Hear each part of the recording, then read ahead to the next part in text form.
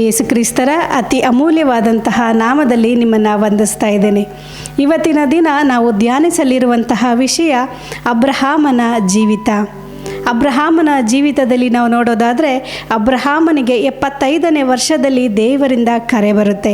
ತನ್ನ ಸ್ವಂತ ನಾಡನ್ನು ಬಿಟ್ಟು ದೇವರು ತೋರಿಸುವಂತಹ ನಾಡಿಗೆ ಅಬ್ರಹಾಮ ನಡಿಬೇಕಾಗುತ್ತೆ. ಆ ಸಂದರ್ಭದಲ್ಲಿ ತನ್ನ ಹೆಂಡತಿಯಾದ ಸಾರಳನ್ನು ಹಾಗೂ ತಮ್ಮನ ಮಗನಾದ ಲೋಟನು ಕೂಡ ಅವರೊಂದಿಗೆ ಹೊರಟು ಬೇರೆ ದೇಶಕ್ಕೆ ಹೋಗೋದನ್ನು ನಾವು ನೋಡ್ತೀವಿ.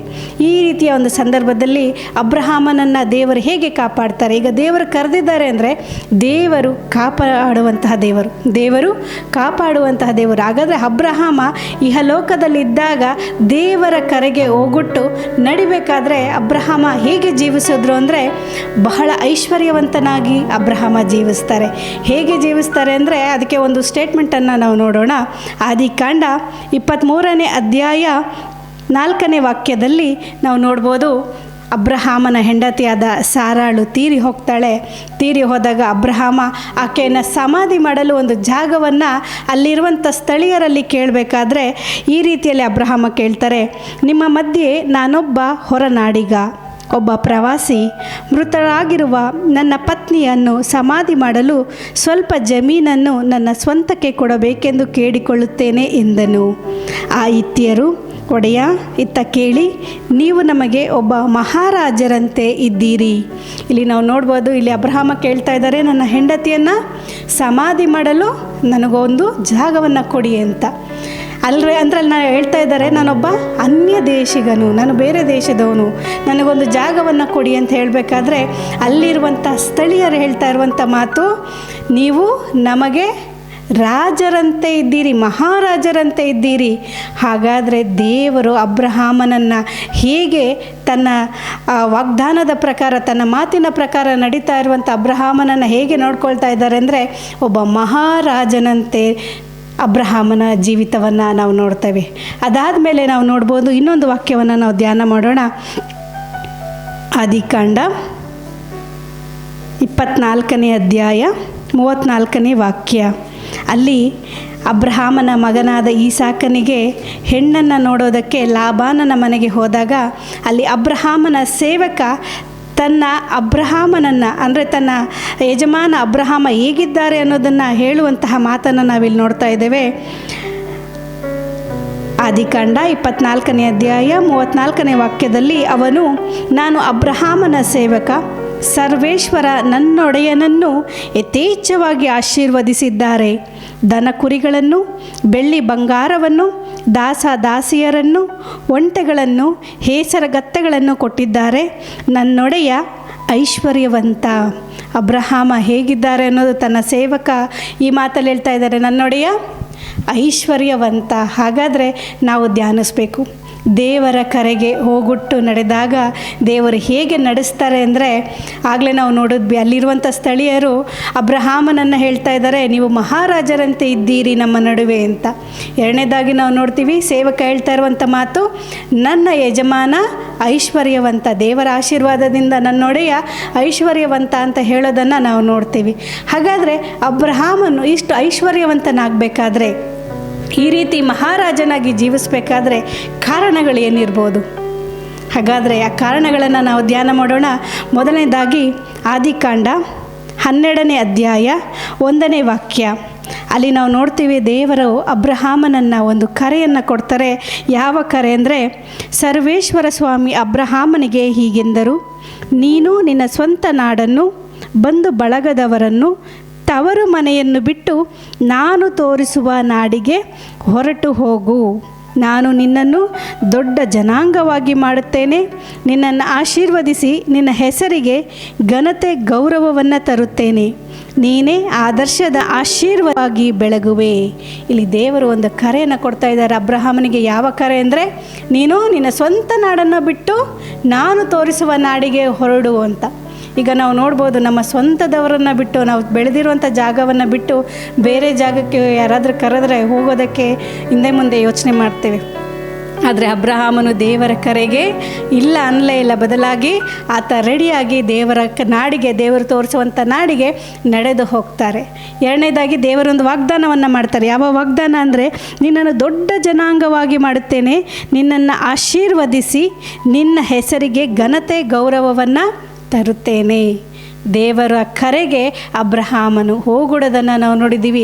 ಎರಡನೇದಾಗಿ ದೇವರು ವಾಗ್ದಾನ ಮಾಡ್ತಾರೆ, ನಿನ್ನ ಹೆಸರಿಗೆ ಘನತೆ ಗೌರವವನ್ನು ತಂದು ಕೊಡ್ತೇನೆ ಅನ್ಬೇಕಾದ್ರೆ ಅಬ್ರಹಾಮ ದೇವರ ವಾಗ್ದಾನವನ್ನು ನೆನಪಿನಲ್ಲಿಟ್ಟು ನಡೆಯೋದನ್ನು ನಾವು ನೋಡ್ತೀವಿ. ಮೂರನೇದಾಗಿ ನಾವು ನೋಡ್ತೀವಿ ಆದಿಕಾಂಡ 14ನೇ ಅಧ್ಯಾಯ 21ನೇ ವಾಕ್ಯದಲ್ಲಿ ಬಹಳ ಮುಖ್ಯವಾಗಿರುವಂತಹ ವಾಕ್ಯ ಇದು.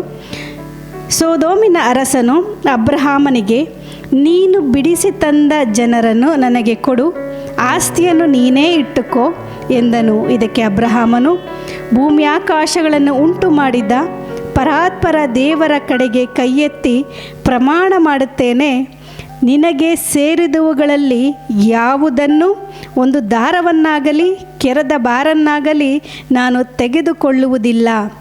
ನನ್ನಿಂದ ಅಬ್ರಹಾಮನು ಐಶ್ವರ್ಯವಂತನಾದ ಎಂದು ಹೇಳಿಕೊಳ್ಳುವುದಕ್ಕೆ ನಿನಗೆ ಆಸ್ಪದ ಇರಬಾರದು. ಈ ವಾಕ್ಯಗಳನ್ನು ನಾವು ಧ್ಯಾನಿಸಬೇಕಾದ್ರೆ ನಾವು ನೋಡ್ಬೋದು, ಅಬ್ರಹಾಮನಿಗೆ ಒಂದು ಒಳ್ಳೆ ಆಫರ್ ಬರ್ತಾ ಇದೆ. ಯಾವುದು ಅಂದರೆ, ಅಬ್ರಹಾಮನು ಸೊದೋಮಿನ ಅರಸ, ಅಂದರೆ ತನ್ನ ತಮ್ಮನ ಮಗನಾದ ಲೋಟನನ್ನು ಸೊದೋಮಿನಲ್ಲಿ ಇರಬೇಕಾದ್ರೆ ಬೇರೆ ರಾಜರುಗಳು ಬಂದು ಅಲ್ಲಿರುವಂಥ ಆಸ್ತಿಯನ್ನು, ಅಲ್ಲಿರುವಂಥ ಜನಾಂಗವನ್ನು ಎಲ್ಲವನ್ನು ಏನು ಮಾಡ್ತಾರೆ ಅಂದರೆ ಕರ್ಕೊಂಡು ಒತ್ತೆ ಹಾಳಾಗಿ ಇಟ್ಕೊಳ್ತಾರೆ. ಈ ಸುದ್ದಿ ಅಬ್ರಹಾಮನಿಗೆ ಗೊತ್ತಾಗುತ್ತೆ. ತನ್ನ ತಮ್ಮನ ಮಗ ಒತ್ತೆ ಹಾಳಾಗಿ ಹೋಗಿದನಲ್ಲ ಅಂತ ಹೇಳಿ ತನ್ನ ಮನೆಯಲ್ಲಿದ್ದಂತಹ ಜನರನ್ನು ಕರೆದುಕೊಂಡು ಹೋಗಿ ಅಲ್ಲಿರು ಸೊದೋಮಿನ ಜನರನ್ನು, ಅರಸರನ್ನು, ಅವರ ಒತ್ತೆ ಹಾಳಾಗಿ ಇಟ್ಕೊಂಡವರೆಲ್ಲರನ್ನು ಬರಮಾಡ್ತಾರೆ. ಕರ್ಕೊಂಡು ಬರಬೇಕಾದ್ರೆ ಅಲ್ಲಿ ರಾಜ ಹೇಳ್ತಾನೆ ಒಂದು ಮಾತನ್ನು, ನನಗೆ ನನ್ನ ಜನಾಂಗವನ್ನು ಕೊಟ್ಟುಬಿಡು, ನೀನು ಆಸ್ತಿಯನ್ನೆಲ್ಲ ನೀನು ತಗೋ ಅಂತ. ನಾವಾಗಿದ್ದರೆ ಅಲ್ಲಿ ನಾವು ಆ ಜಾಗದಲ್ಲಿ ಇದ್ದಿದ್ರೆ ಹೇಳ್ಬೋದಾಗಿತ್ತು, ಆಯಿತು ಕೊಡಿ ಅಂತ ಹೇಳಿ ತೊಗೊಂಡ್ಬಿಡ್ತಿದ್ವೇನೋ. ಆದರೆ ಅಬ್ರಹಾಮ ಏನಂತ ಹೇಳ್ತಾರೆ ಅಂದರೆ, ನನಗೆ ಒಂದು ದಾರ ಕೂಡ ಬೇಡ, ನನಗೆ ಒಂದು ಕೆರದ ಭಾರವು ಕೂಡ ನನಗೆ ಬೇಡ, ನನಗೆ ನಿನ್ನಿಂದ ಯಾವುದು ಕೂಡ ಬೇಡ, ನಿನಗೆ ಸೇರಿದ್ದು ಅಂದರೆ ಸೊದೋಮಿನ ಅರಸನಿಗೆ ಸೇರಿದ್ದು ಒಂದು ಕೂಡ ನನಗೆ ಬೇಡ. ಯಾಕೆ ಬೇಡ ಅಂದರೆ, ಒಂದು ಮಾತು ಬರುತ್ತೆ, ಇವಾಗ ನಾವು ಯಾರ ಹತ್ರನಾದರೂ ಒಂದು 100 ರೂಪಾಯಿ ತೊಗೊಂಡ್ರೆ ಮುಂದೆ ಏನಾದರೂ ನಾವು ಚೆನ್ನಾಗಿದ್ದಾಗ ಅವ್ರು ಹೇಳ್ತಾರೆ, ನನ್ನಿಂದನೇ ಇವನು ಶ್ರೀಮಂತನಾದ, ನಾನು 100 ರೂಪಾಯಿನ ಕೊಟ್ಟೆ, ಇವನು ನನ್ನಿಂದನೇ ಇಷ್ಟು ಐಶ್ವರ್ಯವಂತನಾದ ಅಂತ ಹೇಳ್ಬೋದು. ಅದೇ ರೀತಿಯಲ್ಲಿ ಅಬ್ರಹಾಮನು ಕೂಡ ಯೋಚಿಸ್ತಾ ಇದ್ದಾರೆ. ಏನಂತ ಅಂದರೆ, ನಾನೇನಾದ್ರು ನಿನ್ನ ಹತ್ರದ್ದು ಇದು ಯಾವುದಾದ್ರೂ ಆಸ್ತಿನ ತಗೊಂಡ್ರೆ ಮುಂದೆ ನಾನು ದೇವರು ವಾಗ್ದಾನ ಮಾಡಿದ್ದಾರೆ. ಯಾಕಂದರೆ ಅಬ್ರಹಾಮ ವಿಶ್ವಾಸದ ಪಿತಾಮಹ, ದೇವರ ವಾಗ್ದಾನದ ಮೇಲೆ ನಂಬಿಕೆ ಇಟ್ಟಂತಹ ವ್ಯಕ್ತಿ ಹೇಳ್ತಾ ಇದ್ದಾರೆ, ನಾನೇನಾದರೂ ಇದನ್ನು ತಗೊಂಡ್ರೆ ನಿನ್ನಿಂದನೇ ನಾನು ಐಶ್ವರ್ಯವಂತನಾದೆ ಅನ್ನೋ ಮಾತು ಬರಬಾರ್ದು, ಅದಕ್ಕೆ ಆಸ್ಪದ ಕೂಡ ನಾನು ಕೊಡೋದಿಲ್ಲ. ಹಾಗಾದರೆ ಅಬ್ರಹಾಮ ದೇವರ ಕರೆಗೆ, ದೇವರ ವಾಗ್ದಾನದ ಮೇಲೆ ಎಷ್ಟು ನಂಬಿಕೆಯನ್ನಿಟ್ಟಿದ್ದಾರೆ ಅಂದರೆ, ಯಾವತ್ತಿಗೂ ಕೂಡ ದೇವರಿಗೆ ಸಲ್ಲಬೇಕಾದಂಥ ಮಹಿಮೆಯನ್ನು ಒಬ್ಬ ಮನುಷ್ಯನಿಗೆ ಸಲ್ಲಗೊಡಿಸಲಿಲ್ಲ. ದೇವರಿಗೆ ಮಾತ್ರ ಮಹಿಮೆ ಆಗಬೇಕು, ನಾನು ಮುಂದೆ ಐಶ್ವರ್ಯವಂತನಾದರೆ ಅದು ದೇವರಿಗೆ ಮಾತ್ರ ಮಹಿಮೆ ಆಗಬೇಕು ಅನ್ನೋದನ್ನು ಚೆನ್ನಾಗಿ ಅರಿತಿದ್ರು. ಅದರಿಂದ ಯಾವುದಕ್ಕೂ ಕೂಡ ಆಸೆ ಪಡದೆ, ನನಗೆ ಬೇಡ, ಒಂದು ದಾರನೂ ಕೂಡ ನನಗೆ ಬೇಡ ಅಂತ ಹೇಳಿ, ಒಂದು ದಾರನೂ ಕೂಡ ನನಗೆ ಬೇಡ ಅಂತ ಹೇಳಿ ತಿರಸ್ಕರಿಸ್ತಾರೆ. ಅದಾದಮೇಲೆ ನಾವು ನೋಡ್ತೇವೆ ಇಬ್ರಿಯರಿಗೆ ಬರೆದ ಪತ್ರ 11ನೇ ಅಧ್ಯಾಯ 8ನೇ ವಾಕ್ಯ. ಅಬ್ರಹಾಮನು ದೇವರ ಕರೆಗೆ ಹೋಗೂಡುವುದಕ್ಕೂ ವಿಶ್ವಾಸವೇ ಕಾರಣವಾಗಿತ್ತು. ಅಬ್ರಹಾಮನಿಗೆ ಬಹಳನೇ ವಿಶ್ವಾಸವಿತ್ತು. ಯಾವುದು ಅಂದರೆ, ತನ್ನ ದೇವರು, ನನ್ನನ್ನು ಕರೆದಂತಹ ದೇವರು ವಾಗ್ದಾನ ಮಾಡಿದ್ದಾರೆ, ನನ್ನನ್ನು ಆಶೀರ್ವದಿಸಿದ್ದಾರೆ. ಅಬ್ರಹಾಮನಿಗೆ ದೇವರ ಮೇಲೆ ಅಪಾರವಾದಂಥ ವಿಶ್ವಾಸವಿದ್ದಿದ್ದರಿಂದ ನನ್ನನ್ನು ಕರೆದಂತಹ ದೇವರು ನನ್ನನ್ನು ಕೈ ಬಿಡುವುದಿಲ್ಲ. ಇಹಲೋಕದಲ್ಲೇ ಆಗಲಿ ಪರಲೋಕದಲ್ಲೇ ಆಗಲಿ ದೇವರನ್ನು ಕೈ ಬಿಡೋದಿಲ್ಲ ಅನ್ನೋ ವಿಶ್ವಾಸದ ಮೇರೆಗೆ ಅಬ್ರಹಾಮನು ನಡೆದುಕೊಳ್ತಾರೆ. ಹಾಗಾದರೆ ನಾವು ಧ್ಯಾನಿಸಬೇಕು, ಅಬ್ರಹಾಮನ ವಿಶ್ವಾಸ ಎಂಥದ್ದಾಗಿರ್ಬೋದು. ತನ್ನ ಪಾಲಿಗೆ ಬಂದದ್ದನ್ನು ತಿರಸ್ಕರಿಸಿದಂತಹ ಅಬ್ರಹಾಮ ಇಹಲೋಕದಲ್ಲಿ ದೇವರು ಹೇಗೆ ನಡೆಸಿದ್ರು ಅಂದರೆ, ಒಬ್ಬ ಮಹಾರಾಜನಂತೆ, ಒಬ್ಬ ಐಶ್ವರ್ಯವಂತನಂತೆ ದೇವರು ಅಬ್ರಹಾಮನನ್ನು ನಡೆಸಿದ್ರು. ಅದಾದ ಮೇಲೆ ನಾವು ಇನ್ನೊಂದು ವಾಕ್ಯವನ್ನು ಧ್ಯಾನ ಮಾಡೋಣ. ಆದಿಕಾಂಡ 14ನೇ ಅಧ್ಯಾಯ 20ನೇ ವಾಕ್ಯ. ಅಬ್ರಹಾಮನು ತಾನು ಗೆದ್ದು ತಂದಿದ್ದ ಎಲ್ಲ ವಸ್ತುಗಳಲ್ಲಿ 10ನೇ ಒಂದು ಭಾಗವನ್ನು ಮೆಲ್ಕಿಸೆದೇಕನಿಗೆ ಕೊಟ್ಟನು. ವಾಕ್ಯವನ್ನು ನಾವು ಧ್ಯಾನಿಸಬೇಕಾದ್ರೆ ತಾನು ಗೆದ್ದು ತಂದಿದ್ದ ಎಲ್ಲದರಲ್ಲೂ ಕೂಡ 10ನೇ ಒಂದು ಭಾಗವನ್ನು ಮೆಲ್ಕಿಸದೇಕನು ಅಂದರೆ ಮಹಾಯಾಜಕನು ಅವರಿಗೆ ಅಂದರೆ ದೇವರಿಗೆ ದಶಮಾಂಶವನ್ನು ಕೊಡ್ತಾ ಇರೋದನ್ನು ಕೂಡ ನಾವಿಲ್ಲಿ ನೋಡ್ಬೋದಾಗಿದೆ. ಕೊನೆಯದಾಗಿ ಒಂದು ವಾಕ್ಯ ಧ್ಯಾನ ಮಾಡೋಣ. ಇಬ್ರಿಯರಿಗೆ ಬರೆದ ಪತ್ರ 11ನೇ ಅಧ್ಯಾಯ 10ನೇ ವಾಕ್ಯ. ಅಬ್ರಹಾಮನ ದೃಷ್ಟಿ ಎಲ್ಲಿತ್ತು ಅನ್ನೋದನ್ನು ನೋಡೋಣ. ಅಬ್ರಹಾಮನ ದೃಷ್ಟಿ ದೇವರ ಕಡೆಗೆ ಇರೋದನ್ನು ಕೂಡ ನಾವು ನೋಡೋಣ. ಇಬ್ರಿಯರಿಗೆ ಬರೆದ ಪತ್ರ 11ನೇ ಅಧ್ಯಾಯ 10ನೇ ವಾಕ್ಯದಲ್ಲಿ, ಏಕೆಂದರೆ ಶಾಶ್ವತವಾದ ಅಸ್ತಿವಾರವುಳ್ಳ ಅಂದರೆ ದೇವರೇ ನಿಯೋಜಿಸಿ ನಿರ್ಮಿಸಿದ ನಗರವನ್ನು ಆತನು ಎದುರು ನೋಡುತ್ತಿದ್ದನು. ಆತನು ಅಂದರೆ ಅಬ್ರಹಾಮನು ಎದುರು ನೋಡುತ್ತಿರೋದನ್ನು ನಾವು ನೋಡ್ತೀವಿ. ಶಾಶ್ವತವಾದ ಅಸ್ತಿವಾರ ಅಂದರೆ ಇಹಲೋಕದಲ್ಲಿ ನಾವು ನೋಡ್ಬೋದು, ಯಾವುದು ಕೂಡ ಶಾಶ್ವತ ಅಲ್ವೇ ಅಲ್ಲ. ಒಂದು ಬಿಲ್ಡಿಂಗ್ ಕಟ್ಟಿದ್ರೂ ಕೂಡ ಅದಕ್ಕೆ ಶಾಶ್ವತವಾಗಿರೋದಿಲ್ಲ, ಯಾಕಂದರೆ ಭೂಕಂಪ ಬರಲಿ ಏನೇ ಬಂದರೂ ಬಿದೋಗೋದನ್ನು ನಾವು ನೋಡ್ತೀವಿ. ಆದರೆ ಅಬ್ರಹಾಮನ ದೃಷ್ಟಿ ಎಲ್ಲಿತ್ತು ಅಂದರೆ ಶಾಶ್ವತವಾದ ಅಸ್ತಿವಾರವುಳ್ಳ ಅಂದರೆ ಸ್ವರ್ಗ ಸಾಮ್ರಾಜ್ಯದ ಕಡೆಗೆ ಅಬ್ರಹಾಮನ ದೃಷ್ಟಿ ಇತ್ತು. ಹಾಗಾದರೆ ಅಬ್ರಹಾಮ ಇಹಲೋಕದಲ್ಲಿ ಹೇಗೆ ಇಷ್ಟೊಂದು ಐಶ್ವರ್ಯವಂತನಾಗಿ ಜೀವಿಸಿದ್ರು ಅಂದರೆ, ಮೊದಲನೇದಾಗಿ ಅಬ್ರಹಾಮ ದೇವರ ಕರೆಗೆ ಹೋಗೋಡೋದನ್ನು ನಾವು ನೋಡ್ತೀವಿ. ಎರಡನೇದಾಗಿ ದೇವರ ವಾಗ್ದಾನದ ಮೇಲೆ ನಂಬಿಕೆ ಇಡೋದನ್ನು ನಾವು ನೋಡ್ತೀವಿ. ಮೂರನೇದಾಗಿ ದೇವರಿಗೆ ಸಲ್ಲಬೇಕಾದಂತಹ ಮಹಿಮೆಯನ್ನು ಮನುಷ್ಯನಿಗೆ ಸಲ್ಲಗೊಳಿಸದೇ ಇರುವುದನ್ನು ನಾವು ನೋಡ್ತೀವಿ. ನಾಲ್ಕನೇದಾಗಿ ಅಪಾರವಾದಂಥ ವಿಶ್ವಾಸವನ್ನು ನಾವು ನೋಡ್ತೀವಿ. ಐದನೇದಾಗಿ 10ನೇ ಒಂದು ಭಾಗ ಅಂದರೆ ದೇವರಿಗೆ ಸಲ್ಲಬೇಕಾದದನ್ನು ಸಲ್ಲಿಸುವಂಥದ್ದನ್ನು ನಾವು ನೋಡ್ತೀವಿ. ಕೊನೆಯದಾಗಿ ಆತನ ದೃಷ್ಟಿ ಇಹಲೋಕದಲ್ಲಿರುವಂತಹದ್ದಲ್ಲ, ಬದಲಾಗಿ ಶಾಶ್ವತವಾಗಿರುವಂತಹ ಅಸ್ತಿವಾರವುಳ್ಳಂತಹ ಸ್ವರ್ಗ ಸಾಮ್ರಾಜ್ಯದ ಕಡೆಗೆ ಆತನ ಕಣ್ಣು ನಾಟಿತ್ತು. ಹಾಗಾದರೆ ನಾವು ಇಹಲೋಕದಲ್ಲಿ ಜೀವಿಸ್ತಾ ಇದ್ದೀವಿ. ಇಹಲೋಕದಲ್ಲಿ ನಾವು ಅಬ್ರಹಾಮನಂತೆ ಐಶ್ವರ್ಯವಂತನಾಗಿ ಜೀವಿಸಬೇಕಾದ್ರೆ ನಾವು ಕೂಡ ದೇವರ ಕರೆಗೆ ಹೋಗುಡಬೇಕು. ಎರಡನೇದಾಗಿ ದೇವರ ವಾಗ್ದಾನದ ಮೇಲೆ ನಂಬಿಕೆಯನ್ನಿಡಬೇಕು. ಇಹಲೋಕದ ಮನುಷ್ಯರಿಗೆ ಮಹಿಮೆಯನ್ನು ಸಲ್ಲಿಸೋದನ್ನು ಬಿಟ್ಟು, ನನ್ನ ಅಪ್ಪನ ಕಡೆಯಿಂದ ಆಸ್ತಿ ಬಂದಿಲ್ಲ, ನನ್ನ ತಮ್ಮನ ಕಡೆಯಿಂದ ಬಂದಿಲ್ಲ, ಅವರು ಕೊಟ್ಟಿಲ್ಲ, ಇವರು ಕೊಟ್ಟಿಲ್ಲ ಅನ್ನೋದರ ಬದಲು ದೇವರ ಕಡೆಗೆ ನಮ್ಮ ದೃಷ್ಟಿ ನಾಟಿರಬೇಕು. ಅಪಾರವಾದಂಥ ವಿಶ್ವಾಸ, ದೇವರಿಗೆ ಸಲ್ಲಿಸಬೇಕಾಗಿರುವಂಥದ್ದನ್ನು ದೇವರಿಗೆ ಸಲ್ಲಿಸುವಂಥದ್ದು, ನಮ್ಮ ಕಣ್ಣುಗಳು ಸ್ವರ್ಗದ ಕಡೆಗೆ ನಾಟಿರುವಂಥದ್ದು. ಇಷ್ಟನ್ನು ನಾವು ಮಾಡಿದ್ರೆ ಖಂಡಿತವಾಗಲೂ ಕೂಡ ಇಹಲೋಕದಲ್ಲಿ ಅಬ್ರಹಾಮನಂತೆ ಐಶ್ವರ್ಯವಂತನಾಗಿ ಮಹಾರಾಜರಂತೆ ನಾವು ಜೀವಿಸ್ಬೋದಾಗಿದೆ. ಕೊನೆಯದಾಗಿ ಒಂದು ವಾಕ್ಯವನ್ನು ನಾವು ಧ್ಯಾನ ಮಾಡೋಣ. ಒಂದು ಪೂರ್ವಕಾಲ ಇತಿಹಾಸ 29ನೇ ಅಧ್ಯಾಯ 12ನೇ ವಾಕ್ಯ. ಆಸ್ತಿ ಪಾಸ್ತಿ ಐಶ್ವರ್ಯ ಬರುವುದು ನಿಮ್ಮಿಂದಲೇ, ಸರ್ವಾಧಿಕಾರ ಬಲಪರಾಕ್ರಮ ಇರುವುದು ನಿಮ್ಮ ಕೈಯಲ್ಲೇ, ಪಟ್ಟ ಪದವಿಗೆ ಸರ್ವಶಕ್ತಿ ಸಾಹಸಕ್ಕೆ ಮೂಲ ನೀವೇ. ಇದನ್ನು ನಾವು ಚೆನ್ನಾಗಿ ತಿಳಿದುಕೊಳ್ಬೇಕು. ಇದು ದಾವೀದನ ಆ ಒಂದು ಸ್ತುತಿ ಸ್ತೋತ್ರದಲ್ಲಿ ನಾವು ನೋಡ್ತೇವೆ. ದಾವೀದ ಹೇಳ್ತಾ ಇರುವಂಥ ಮಾತು, ಆಸ್ತಿ ಪಾಸ್ತಿ ಐಶ್ವರ್ಯ ಬರುವುದು ಯಾವುದೇ ಮನುಷ್ಯರಿಂದ ಅಲ್ಲ, ಬದಲಾಗಿ ದೇವರಿಂದ, ನಿಮ್ಮಿಂದಲೇ ಅಂದರೆ ಅದು ದೇವರಿಂದಲೇ. ಹಾಗಾದರೆ ಚೆನ್ನಾಗಿ ಯೋಚನೆ ಮಾಡಿ, ಯಾರ ಹತ್ರನಾದರೂ ನಿಮ್ಮ ಆಸ್ತಿ ಪಾಸ್ತಿಗೋಸ್ಕರ ನೀವು ನೊಂದಿದ್ದೀರಾ?